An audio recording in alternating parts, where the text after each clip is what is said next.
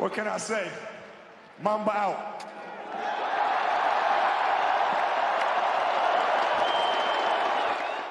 Yes, Mamba out. Died on 26th of January 2020. I would say may his soul rest in peace. And of course, his wife, Vanessa Bryant, and the Bryant family requested that the NBA shouldn't bring up Kobe Bryant's passing in the form of tributes. And today, the 26th of January, marks the one-year anniversary of perhaps the most sorrowful day in American sports history, the passing of the Lakers and NBA great Kobe Bryant. We have Femi Adefeso on standby, and he's a huge Kobe Bryant fan, and he's joining us this morning. Good to have you with us, Femi.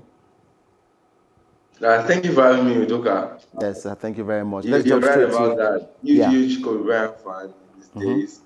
And it's just sad that it's 1 year recognizing his passing. Like, it's hard to even still believe he's no longer with us here.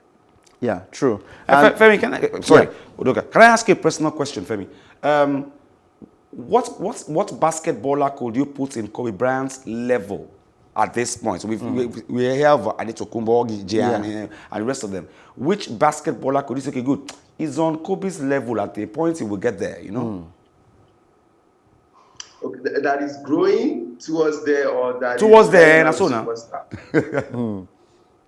It's hard to pick. I think the only person I can see right now is LeBron, to be honest. Because I tell people this very, very, without missing words, that the closest thing to Michael Jordan is Kobe Bryant. And LeBron is on another level. It's just like calling Steph Curry when it comes to shooting. He's on another level. You know, he's somewhat great, but when you're looking at, you know, the way the dynasty has evolved from Michael Jordan, who's like the greatest, I think Kobe Bryant just comes right behind him there. And then there's LeBron, who is great on the other side. So I think LeBron is the closest thing to Kobe based on, you know, his achievements, his leadership, his ability to push a team. Because Kobe is different. His mindset, his ability to carry his team on his shoulder and wanting to win. But I'll be modest here to also say that I think Luka Doncic, with the way he's growing and his feel for the game, which is so natural and very intrinsic, I think he's one player that looks like he would be as great, you know, as Kobe as time goes on.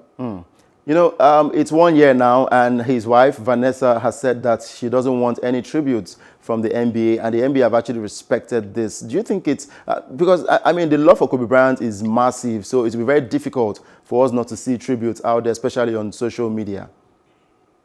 Right. I think it's good for the family, because it's really tough. It's a tough pill to swallow, and I know she struggled a lot with it, having, you know, 3 girls to deal with all by yourself. A few players like Paul Gasol has been really close to the family and have given some kind of support. But I'm sure it's just difficult for her to, you know, keep seeing all those pictures. I remember a particular time too, where she said, you know what, guys, we might likely take down his page and all that stuff. Please don't use his pictures.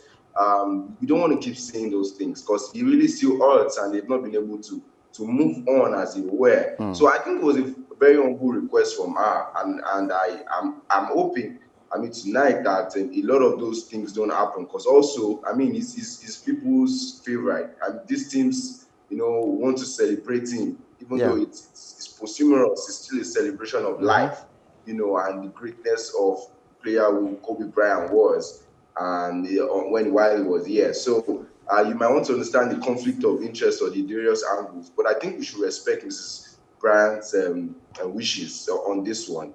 It's really tough on the kids, from what I've gathered, and especially ourselves too, from all the pressures that have come our way. All right, as we go, let me ask you this. What's the fondest memory of Kobe Bryant? Mine was the fact that he scored above 50 points in a single game.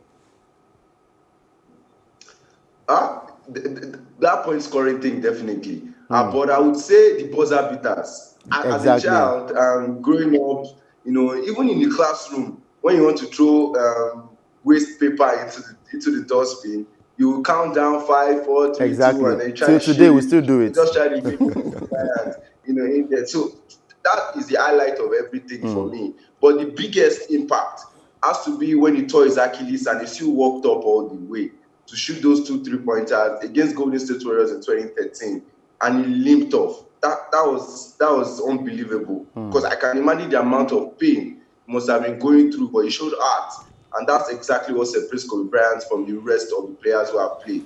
You know, his approach to the game and his belief in winning regardless of the price he had to pay. All right, thank you very much, Femi Adefeso, for speaking with us this morning about Black Mamba.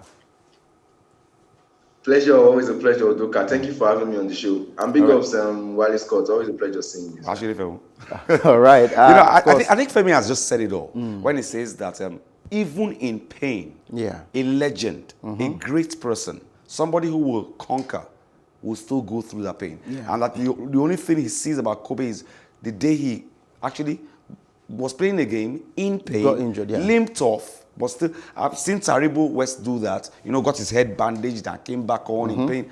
And I think that's what makes a legend. Exactly. Even in pain, you're a conqueror. I think that's the idea. Very true. And of course, his jersey numbers 8 and 24 was retired by the LA Lakers, and he will keep on being celebrated. It's a celebration of life, but we'll continue to say, may his gentle soul continue to rest in peace. The Mamba out.